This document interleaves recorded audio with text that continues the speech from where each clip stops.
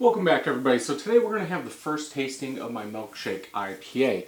Now, if you want to, you can skip to the grain bill, but I just want to go over a couple things. So lately I've had some craft beer Milkshake IPAs, and I wasn't too happy with them. Like, they should be better. Now, that was only a couple out of probably the millions that are made each year, but I wanted to experiment and start a new series on Milkshake IPAs and just kind of see what I can do with it. So for this first one, what I did was I went online, looked up some recipes, took what I thought would work the best, and this is the first one.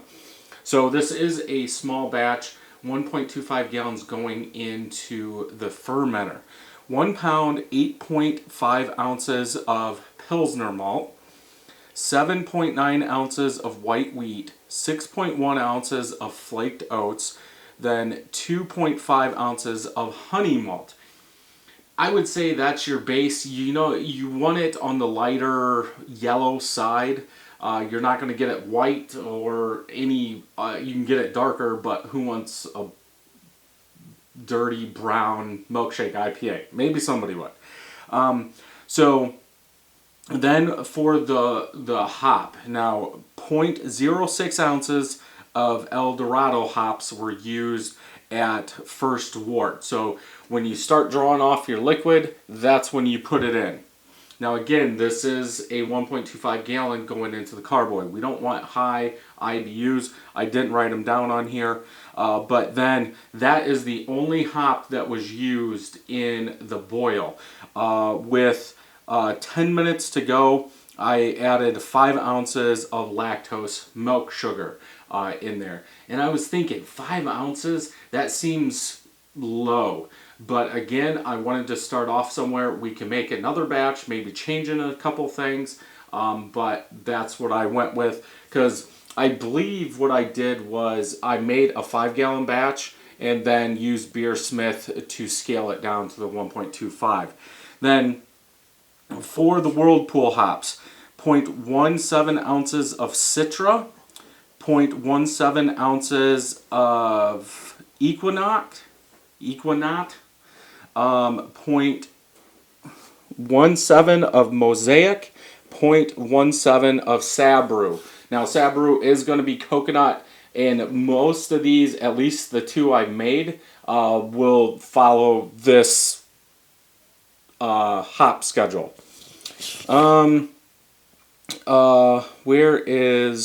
So for the yeast, I used the British Ale 5 Omega 011. Now I did make a starter, a 2-gallon starter, used it, then you'll see some more here coming up soon that also use that. So for the dry hop, now this is a big dry hop. I'll put it up on the side somewhere. 8 days, so my fermentation goes 10 days. So dry hop number 1 would be 2 days after you brew it. So 0.24 ounces of Citra Mosaic, and that is it. Then the next day, 3 days or 7 days left in fermentation, 0.24 ounces of Citra and Mosaic. Then 5 days, so 5 days into fermentation, 5 days before fermentation is ended, 0.48 ounces of Citra and Mosaic. So you could say kind of a standard hop schedule for a very hoppy, fruity juice citrus IPA. So we're going to go ahead and try it. So this was bottled on 9/19, a couple days over a month old. I actually forgot about them. I hope this is cold because I put this in the fridge about 3.5 hours ago. 6.53% ABV. 4 fermentation caps were used, the small pearl ones. Let's go ahead and open. Good hiss, good smoke. Get it into this glass. See what we get.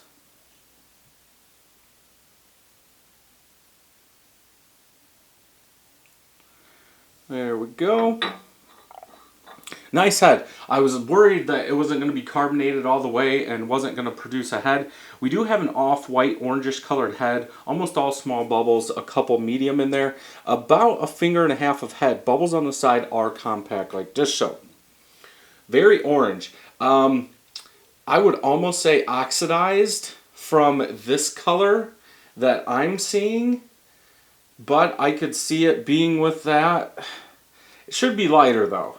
I believe the color should be lighter. But very, very hazy. That yeast plus the white wheat plus the oats are gonna keep that protein in suspension, and like these will probably be gone before it even tries to drop out. But yeah, a very orange color. There's no yellow in that. Let's go ahead and smell.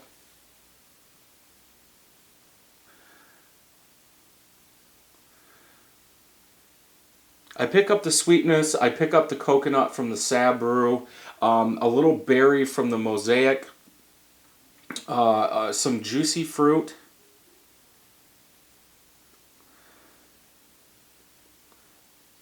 Yeah, it's like that sweet, big, juicy fruit in your face is there, but I get that coconut and maybe and a little bubblegum berry in there. Yeah, smells good. Let's go ahead and taste.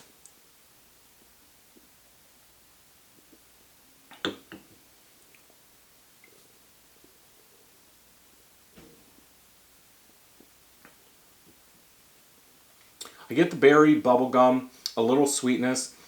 It seems like though it needs to set just a little bit. All those hops. It's almost like a hot burn, even though it's been 30 days in there.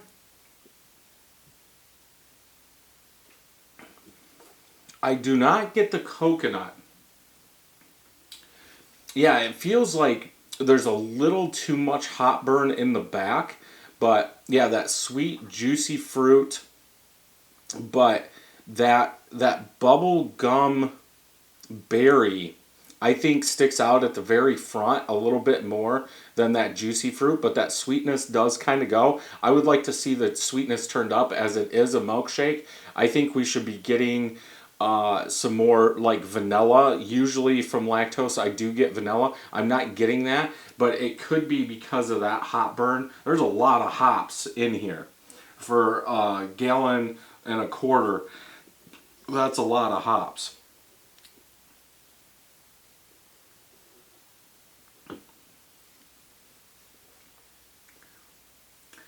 Yeah, it's there, but like I said, I think the bitterness is a little high right now. I hope that settles down. If not, I'll probably cut some of that dry hopping out just to see what we get from that.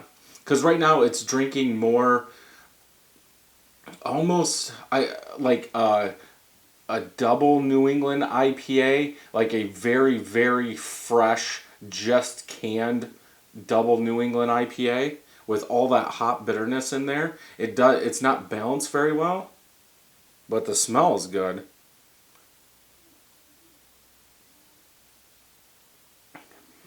Nice and smooth. Yeah, good.